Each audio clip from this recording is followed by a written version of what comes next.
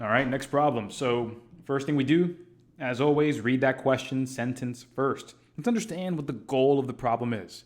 So here it's asking, if there are 36 motorcycles, what is the total number of vehicles? All right, let's get that clarified here. Yeah, we're given the number of motorcycles, but what we really want, again, is the total number of vehicles. So keep that in your mind. I want the total. Let me show you what one of the common mistakes that people make is. Let me show you. So most folks will go ahead and say that, okay, I see the 36 motorcycles, so I'll write 36 motorcycles, and then you'll compare that to blank vehicles. Okay, cool. And then when we read the information, some folks might do this. They might read this and say, in a parking garage, cars to motorcycles are in a ratio of 9-4. So two things that can go wrong here. One, you might automatically put the 9 right here with the motorcycles, but because the way that ratios are written, you have to respect the order. Here it is cars first, motorcycles second.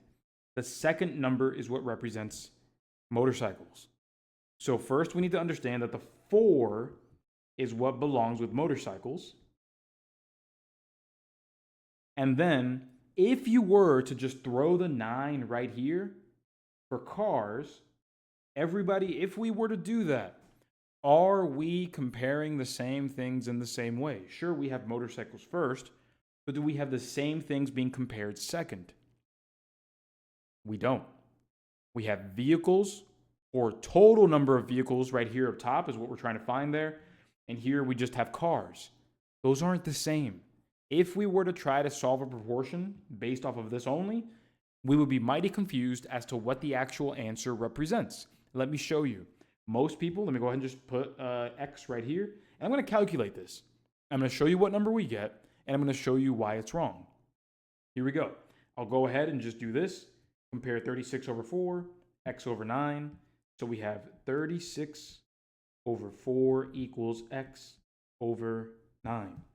We can cross multiply and divide if we want to, or we can just compare and see. What do I mean by that? Everybody, what happens? How do I go from bottom to top? How do I go from 4 to 36? How do I do that? We go from 4 to 36 by multiplying by what value? Yeah, that'll be times 9. So we have a multiplication factor of 9. And what that means is that we'll have the same factor on the right side. Bottom to top, times 9. Everybody, what's 9 times 9? What's that going to be? 9 times 9 gives us 81. So if you were to get X equals 81, you might be convinced that, hey, right here, B is the correct answer. You might be convinced. However, everybody, because of the way that the proportion, the comparison is set up, we have 9 cars. That means that this here is not vehicles. This will be cars. And so if this is 81 cars, everyone, how do we get the total number of vehicles? How do we get the total? If we have 81 cars, we just have to add the 36 motorcycles that we have right there. That's all we have to do. But we have to understand the setup first to understand how to get this done. So now that we have the 81 cars, we can add the 36 motorcycles right here. And so when we add this, this is going to be 117. And there we go. So that's why it's not 81, but instead 117. Now, for those of you who are wondering, hey, coach, how can I actually just go ahead and get this right the first time? How can I get this right where I can just set up my proportion the right way? Is anybody here wondering how we can do that? How we can get the correct answer in one shot instead of having to remember all these details at the end? I got you, for sure. Yeah, and it's going to have to do with reading the question, absolutely. But let me just highlight the correct answer here. And now let me make a little more space to tackle this the other way. So let me just move this here. Okay, All right, so let me show you now. Let me go ahead and erase cars entirely. Let me erase all of it and remind you that this was supposed to be the total number of vehicles. First, everybody, how am I supposed to get a total? Typically, to get a total, what operation are we doing? Yeah, typically when we're getting totals, we're just adding. So check this out. If my ratio says 9-4, if it says 9-4, and that means that we have 9 cars for every 4 motorcycles, everybody, what is the total between 9 and 4? If I add those together, 9 plus 4 gives me what? Gives me 13. Absolutely. So I have 13 right here. And this, everyone, this is the total. I added 9 plus 4, and that's how I get a total of 13. Guess what? As long as I compare the same things in the same way, I'm good. So we have motorcycles to motorcycles, and then total to total.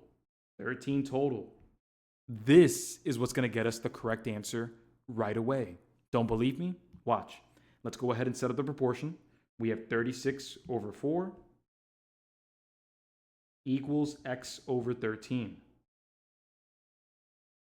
My party people, we already found this before. We already said that if we wanted to go from top or from bottom to top, we would multiply by 9. Let's do the same thing right here. Times 9.